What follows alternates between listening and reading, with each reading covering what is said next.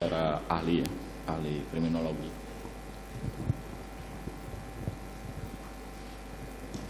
Tadi saudara sempat jelaskan di dalam kriminologi ada determinasi tindakan dan kehendak bebas. Anda bisa jelaskan kaitan itu dengan kejahatan? Jadi di dalam perkembangan pemikiran kriminologi dalam sejarahnya ada penjelasan yang disebut sebagai kehendak bebas. Bahwa orang itu bertingkah laku sesuai dengan pilihan bebasnya dalam rangka mengejar kesenangan. Tapi perspektif atau paradigma ini kemudian ditinggalkan. Kriminolog lebih mencari penjelasan determinan bahwa tindakan manusia dipengaruhi oleh faktor-faktor yang berada di luar yang bersangkutan. Kriminologi yang saya tekuni lebih mencari faktor sosiokultural yang mempengaruhi tingkah laku seseorang. Sosiokulturalnya. Ya. Kalau dalam kaitannya dengan motif, tadi saudara ahli sampaikan juga soal motif. Secara contoh motif itu sudah disampaikan tadi, misalnya percintaan dan segala macam. Tetapi secara teori motif itu sendiri terbagi dalam berapa bagian? Ya, motif tidak lagi menjadi perhatian kriminologi sosial karena sifatnya amat sangat individual dan kadang-kadang menyesatkan. Misalnya orang mengatakan motif ekonomi saya mencuri. Ada orang mempunyai motif ekonomi tapi bekerja, bukan mencuri. Jadi sebagai alat penjelasan dia tidak spesifik. Gitu. Maksud saya begini, saudara ahli. Tadi pertanyaan saya, ada berapa bentuk motif? Bukan soal bahwa dari kalian saudara saksi tidak tertarik soal motif, tetapi dalam konteks kriminologi, ini saya sebutkan kalau dalam ini ada motif instrumental dan motif ekspresif. Mungkin dalam kaitan itu saudara ahli bisa jelaskan. Ya. Itu lebih dipelajari dalam psikologi yang tidak dipelajari dalam kriminologi yang sosiologis. Baik.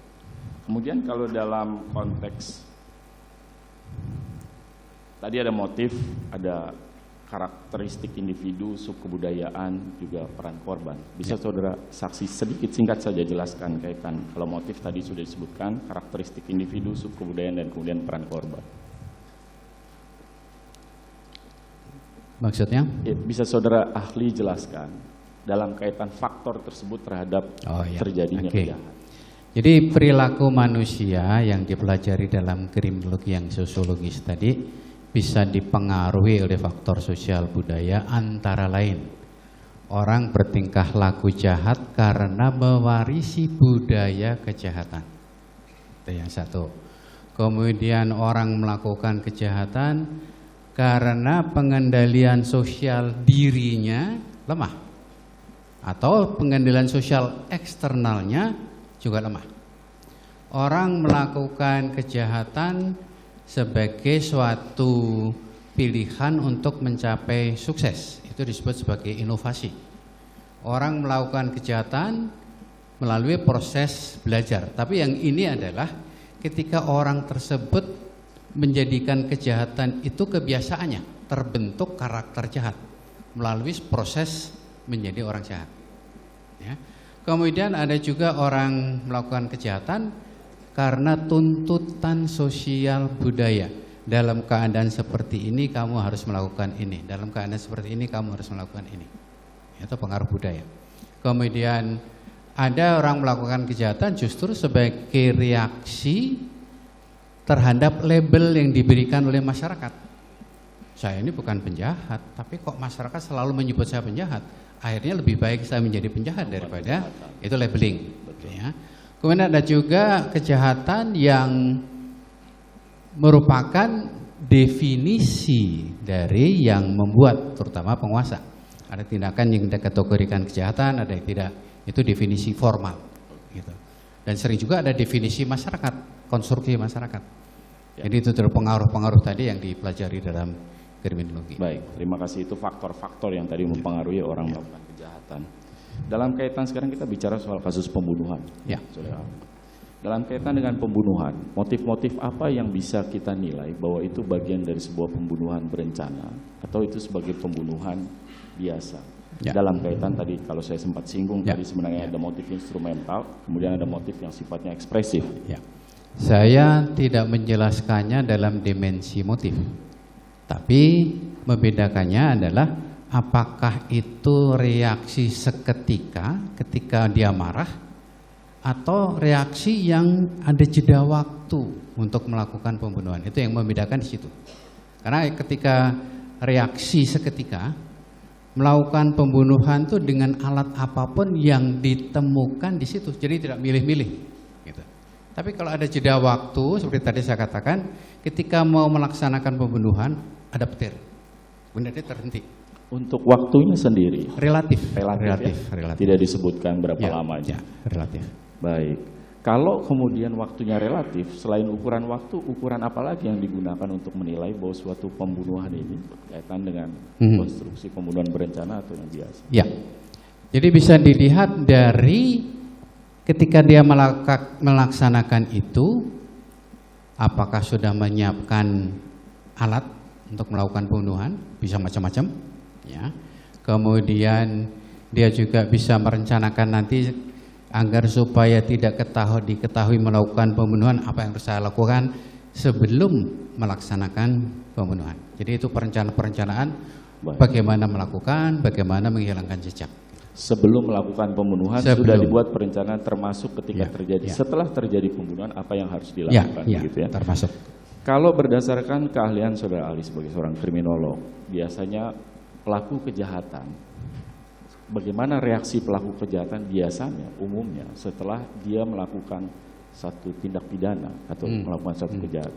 Umumnya gimana? Apakah umumnya seorang pelaku seketika ketika perbuatan telah dilakukan dia akan segera pergi ke kantor polisi menyerahkan diri, atau dia akan selalu sekecil apapun melakukan upaya untuk mencoba? Tergantung, banyak kemungkinan, gitu ya.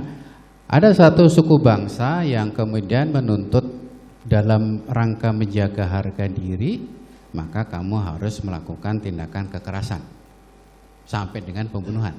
Tapi pelaku tersebut sesuai dengan tuntutan budaya harus segera menyerahkan diri ke polisi dengan jujur. Saya telah melakukan tindakan ini, tolong saya dihukum. Sebentar, dengan jujur. Sorry saya potong sedikit Pak, karena Bapak sebut tuntutan budaya, boleh lebih spesifik budaya yang mana Pak? Untuk melaporkan secara ke spesifik polisi. Ya saya sebut tidak untuk mendiskreditkan Carok. Ya, dalam kasus Carok pelaku biasanya kemudian mengakui secara terus terang bahwa dia yang pelakunya. Karena dengan mengakui itu masyarakat justru memuji. Kamu melakukan Carok dasarnya adalah untuk melindungi harga diri, dan itu yang diharapkan oleh masyarakat. Kalau Carok. Ya. Betul. Ya. Kemudian secara umum tadi? Secara umum kemudian reaksi pertama adalah akan mencari cara untuk menghilangkan jejak. Untuk menghilangkan jejak. Menghilangkan jejak. Gitu. Dari banyak kasus paling umum mana Pak yang terjadi, Saudara Ahli?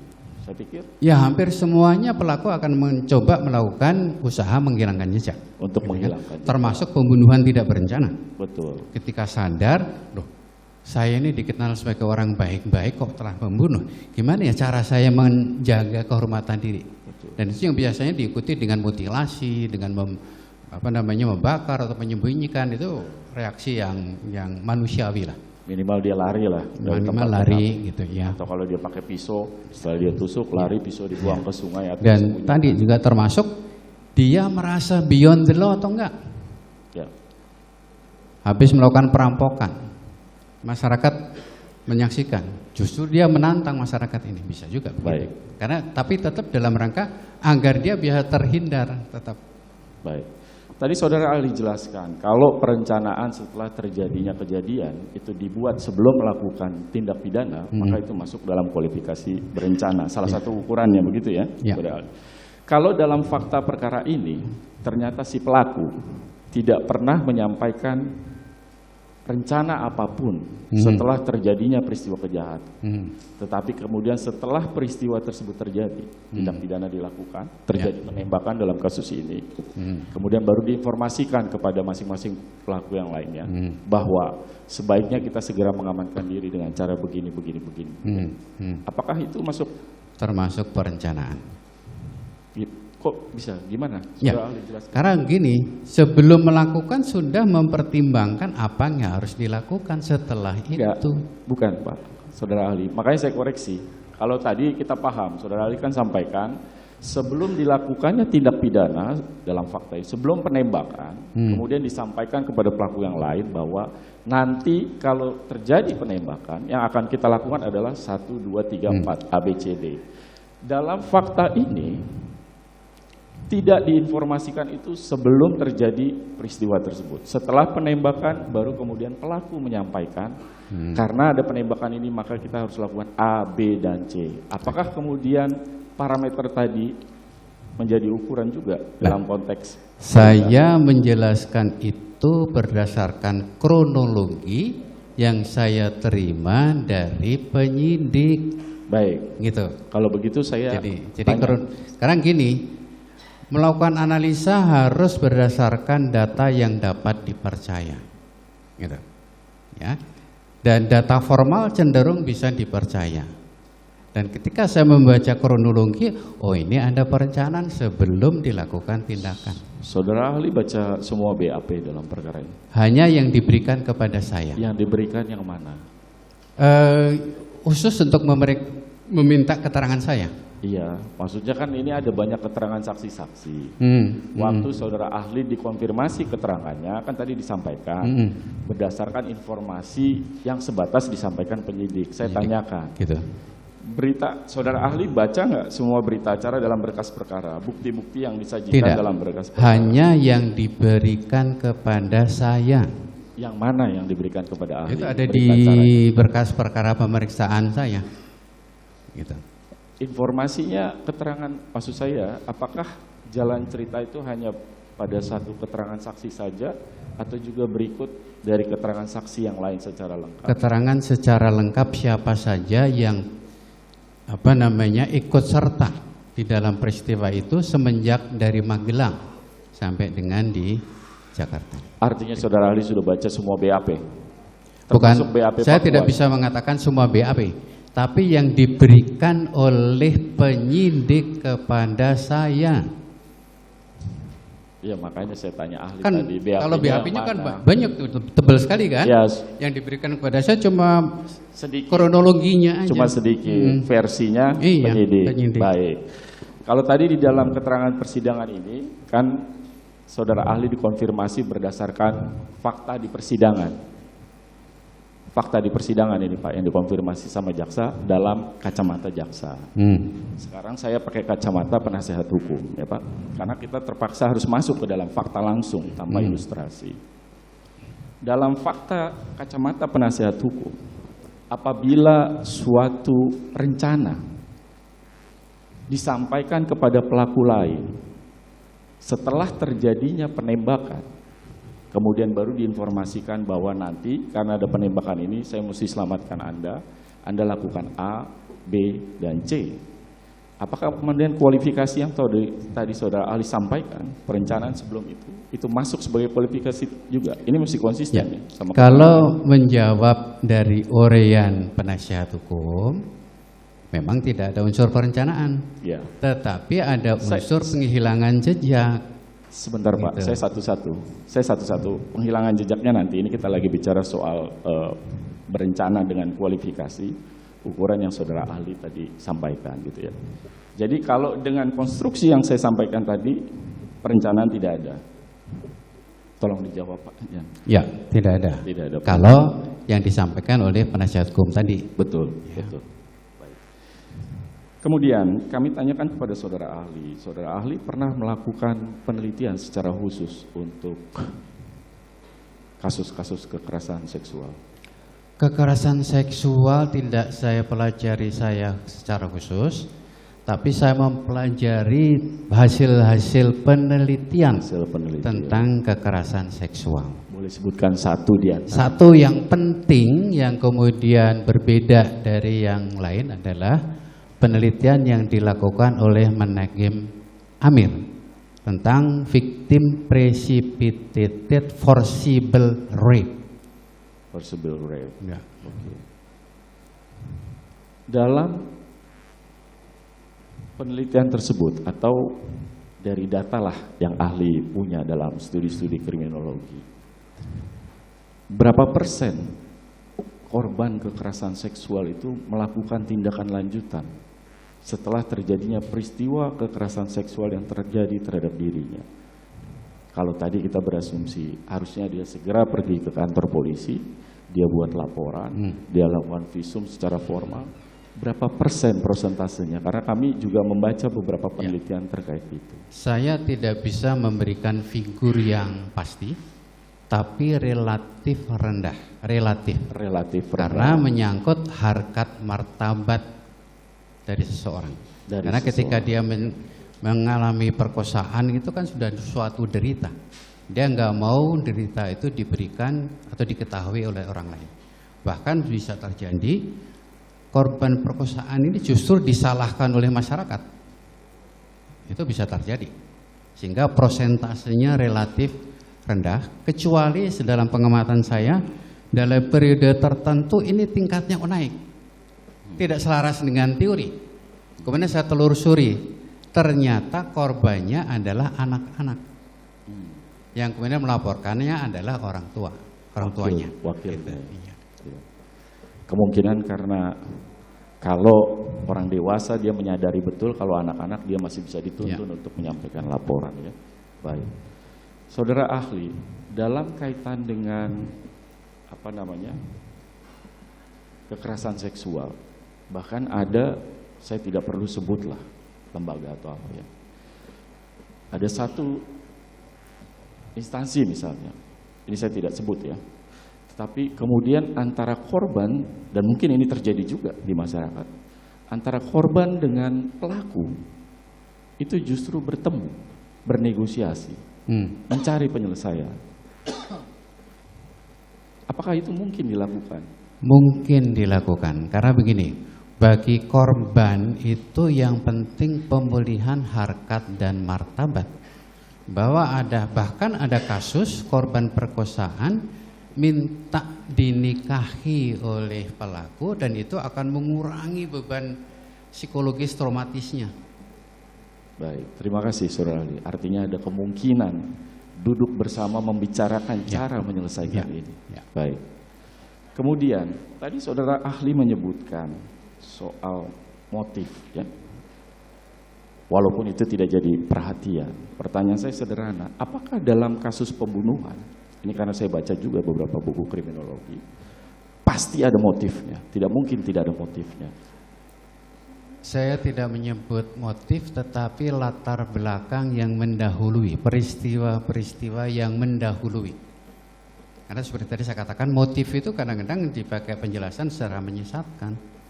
Oleh itu harus dicari peristiwa-peristiwa yang mendahului. Pasti ada, kecuali yang tadi tidak berencana, mendadak, tiba-tiba. Gitu. Mendadak, ya.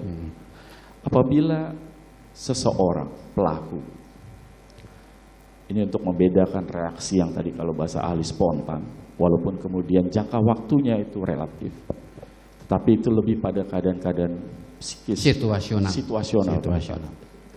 Apabila ini fakta, misalnya fakta persidangan. Apabila sudah ada agenda dari pelaku sebenarnya, pelaku akan melakukan konfirmasi, akan bertanya kepada si korban pada saatnya nanti, masih nanti malam. Dan pelaku juga sudah diagendakan bahwa seharusnya sesuai dengan jadwal rutin, dia harusnya pergi ke satu tempat untuk melakukan aktivitas.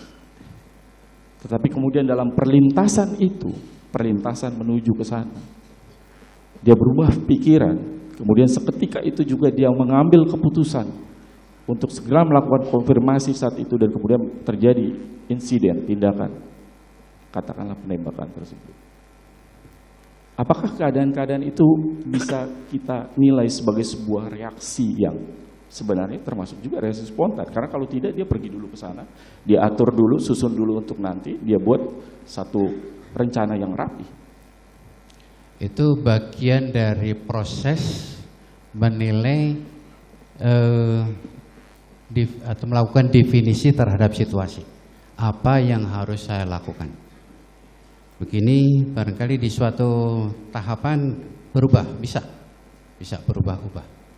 Mana yang kemudian selalu pertimbangannya, mana yang oleh pelaku dirasakan paling menguntungkan.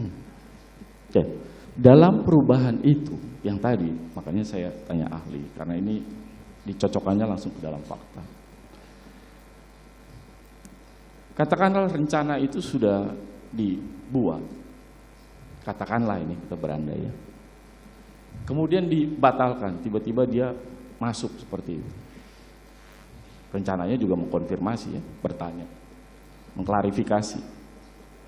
Kemudian maksud itu, waktu, kemudian agenda lain, itu tiba-tiba karena dia melihat si korban melintas dan melihat korban tepat berada di hadapannya, dan seketika itu juga dia melakukan tindakan. Apa bisa itu dibilang? Bisa merupakan pemicu, memperkuat. Kalau ada peristiwa-peristiwa yang sebelumnya, tadinya barangkali gimana? Saya mau negosiasi atau mau melakukan mediasi atau kemudian rekonsiliasi.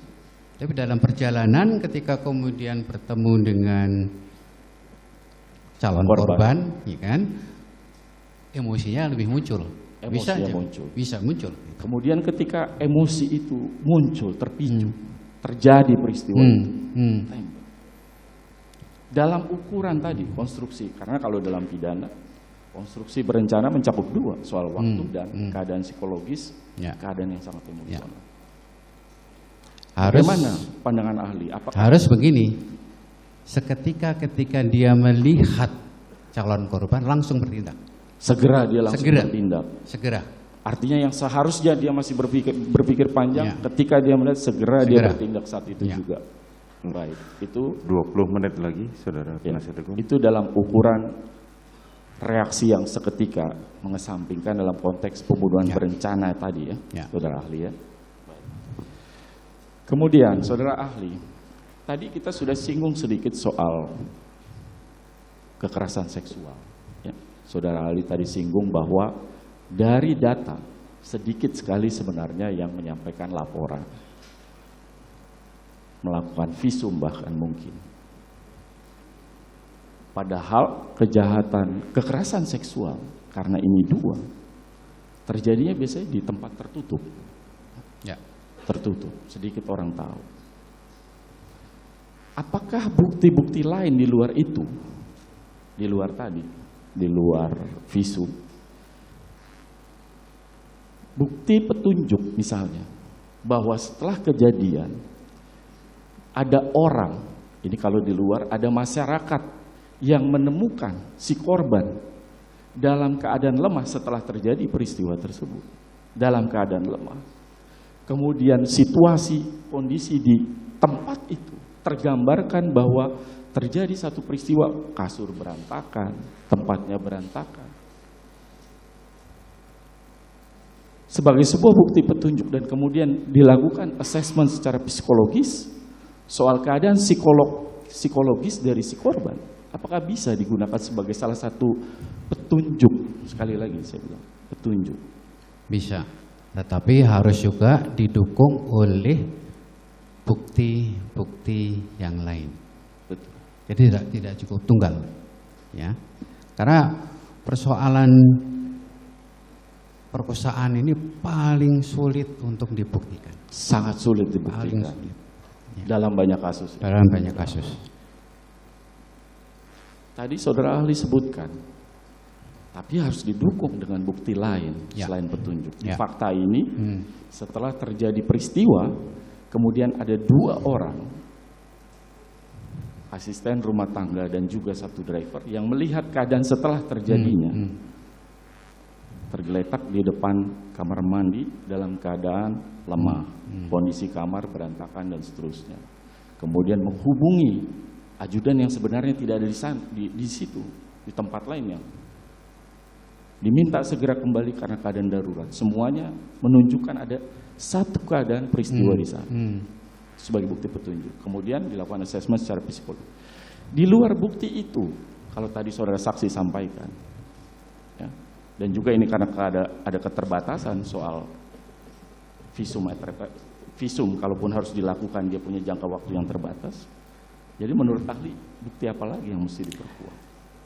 Melihat kedudukan dari Pak Sambo, sebetulnya beliau ini mempunyai potensi untuk meminta pemeriksaan forensik. Apakah ada tanda-tanda jejak DNA dan seterusnya? Sebetulnya bisa melihat kedudukan beliau. Gitu. DNA tapi kalau ini tidak dilakukan, kemudian sulit untuk mencari tambahan bukti tadi. Gitu loh. Karena memang sekarang orang menekankan kepada pembuktian secara ilmiah. Gitu. Saya konfirmasi kali, saya tidak tahu ahli sudah sempat membaca berkas atau tidak, tapi di berkas itu juga disajikan apsifor, ya, psikologi forensik, ya, yang melakukan analisa terhadap assessment terhadap semua pihak yang ada di dalam perkara itu, termasuk saudara Putri. Termasuk adanya indikasi kuat ada traumatik berat, kondisi traumatik berat dalam hubungan itu. Menurut saudara ahli itu tidak bisa juga digunakan?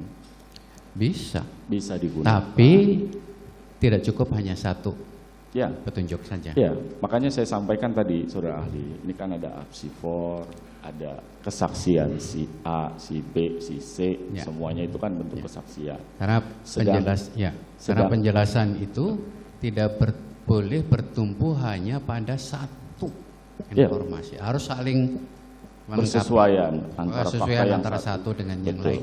Jadi itu disebut sebagai kebenaran koherensi, yang satu ditopang oleh yang lain.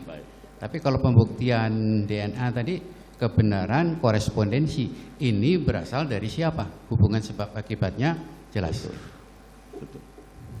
Baik, saudara ahli tadi menyebutkan juga soal adanya relasi kuasa, berapa kali tadi disebut saudara ahli. Dalam hubungan kekerasan seksual, apakah laki-laki dan perempuan juga terhitung dalam relasi kuasa, dalam posisinya sebagai laki-laki, sebagai perempuan, gender. Kemudian dalam tadi juga dihubungkan dengan bagaimana karakteristik individual, misalnya bahwa si orang ini, si laki-laki ini, dia punya kemampuan tubuh yang lebih besar, punya kemampuan bela diri yang baik. Situasi di rumah pada saat itu yang memungkinkan, posisi yang cukup dominan di antara pihak lain di luar korban. Ada ajudan yang lain, tapi dari fakta kelihatannya lebih dominan. Apakah potensi kemungkinan itu dengan penilaian tadi, jadi kan resiko penilaiannya bisa terjadi? Tergantung dari penilaian pelaku, apakah dia sanggup menerima risiko. Karena ketika dia melakukan tindakan tadi, akan diketahui oleh orang lain dan akan diketahui oleh atasan yang jauh tinggi pangkatnya, dan itu akan menjadi pertimbangan-pertimbangan. Betul, gitu. Betul.